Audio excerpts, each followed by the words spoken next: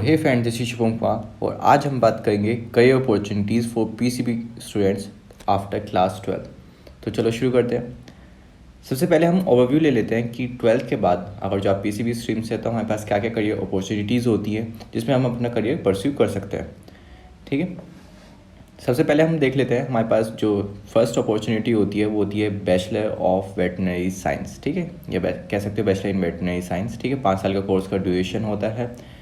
फिर सेकंड हमारे पास जो ऑप्शन होता है वो होता है डिप्लोमा इन नर्सिंग। इसके लिए आपके पास 2 साल का टाइम ड्यूरेशन होता है, या कोर्स ड्यूरेशन कह सकते हैं। इसके लिए आपको 2 साल का कोर्स ड्यूरेशन होता है ये। इसके बाद हमारे पास 3 ऑप्शंस होते हैं। या तो हम BMLT कर सकते हैं, bachelor of medical laboratory technology, या हम BSc होम साइंस कर सकते हैं, या BSc botany, zoology, microbiology, genetics. ये हम काफ़ी सारे ऑप्शंस अभी आगे देखेंगे। तो जो इनका कोर्स का ड्यूरेशन होता है वो 3 साल का होता है। इनके बाद आप BSc के बाद आप MSc कर सकते हैं।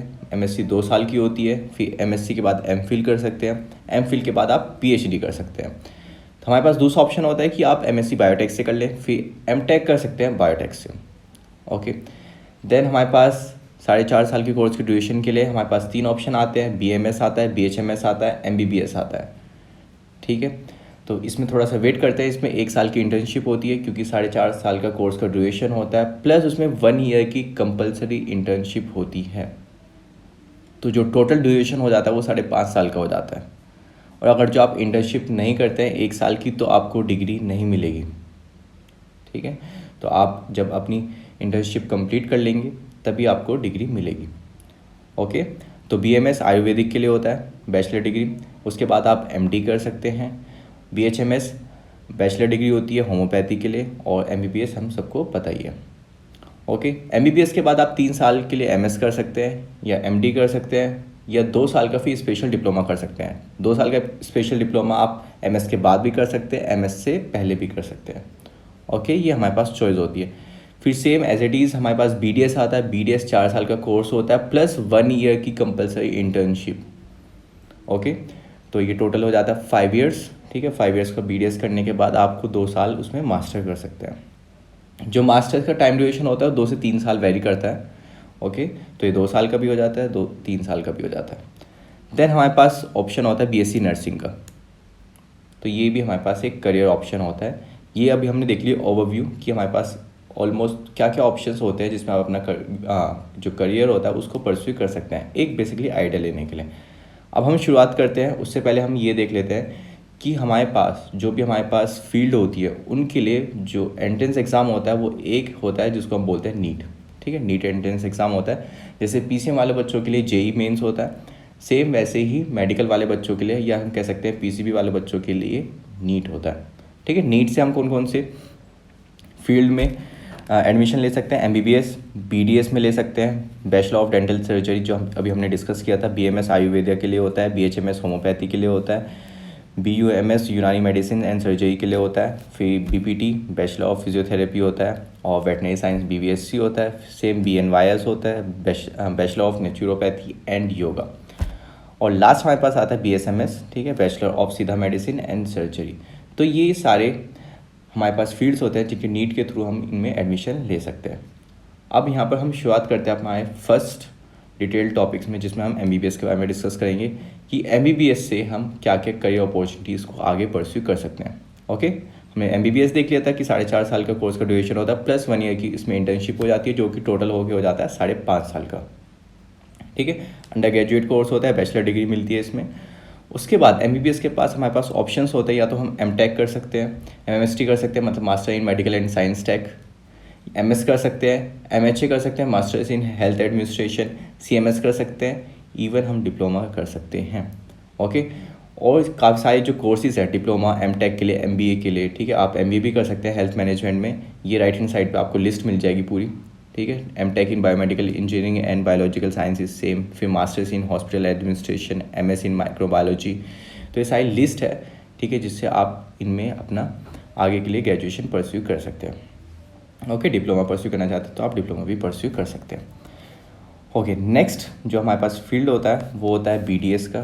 तो BDS का सेम 4 साल का कोर्स का ड्यूरेशन होता है प्लस 1 ईयर उसमें इंटर्नशिप होती है। MDS जो मास्टर्स होता है डेंटल सर्जरी में, वो 2 से 3 साल तक वेरी करता है। ओके, सैलरी की बात कर लेते हैं। तो अगर जो आप बिल्कुल जो इनिशियल स्टेज है उस पर है, तो आपको जो सैलरी है वो ऑलमोस्ट 40 to 45,000 पर मंथ मिलेगी। सेम जैसे आपको एक्सपीरियंस लेवल बढ़ता रहता है उसके हिसाब से आपकी सैलरी इंक्रीज़ होती रहती है।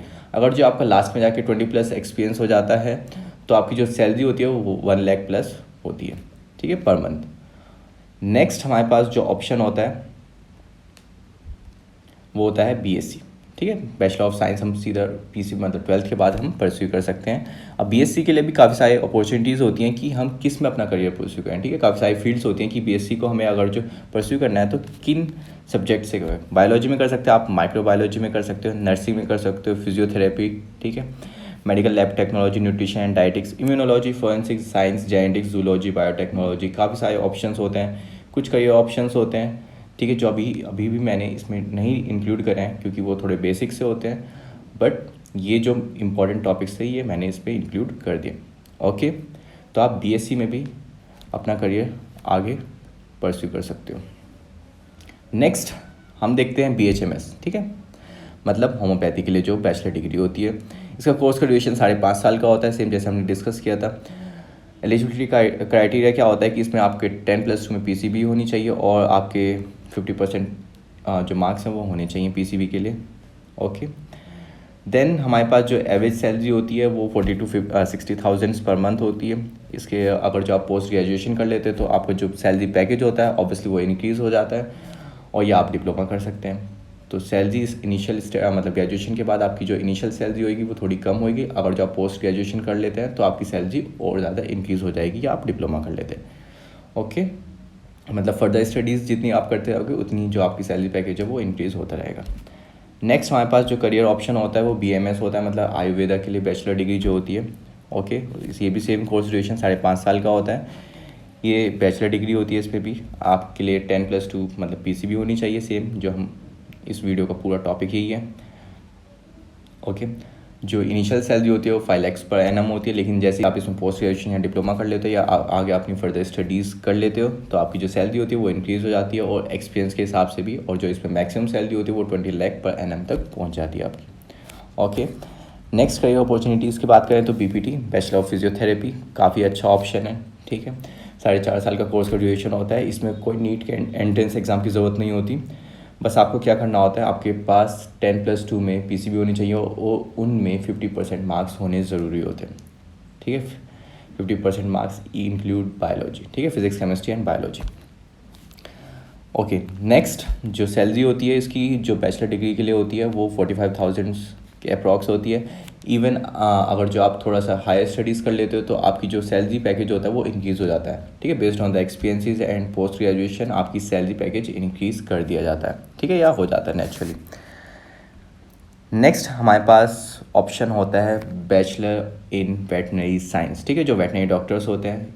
और इसमें जो प्रोफाइल आपकी सर्जन हो सकती है, डॉक्टर हो सकती है, ब्रीडर्स हो सकती है, रिसर्चर्स हो सकती है, असिस्टेंट हो सकती है।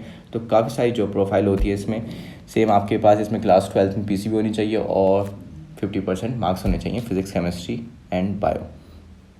ओके, जो सैलरी होती है वो इनिशियल सैलरी कम होती है, 2 लाख के आसपास होती है, और जो हाईएस्ट सैलरी होती है वो आपकी इंक्रीज़ होती रहती है, डिपेंड करता है कि आप किस फील्ड में, ठीक है, आपकी जॉब प्रोफाइल क्या है उसके हिसाब से वो आपकी सैलरी होती है। ओके, तो इसी के साथ इस वीडियो को ख़त्म करते हैं। आई होप आपको वीडियो पसंद आई हो, ठीक है। अगर जो कोई भी डाउट होता है आप कमेंट सेक्शन में करके पूछ सकते हैं। नेक्स्ट वीडियो हमारी ह्यूमैनिटीज़ के लिए होएगी कि जो बच्चे 12th में ह्यूमैनिटीज़ से हैं तो वो अपना किन फील्ड्स में अपना जो करियर है वो परस्यू कर सकते हैं। तो इसी के साथ वीडियो को ख़त्म करते हैं। जय हिंद।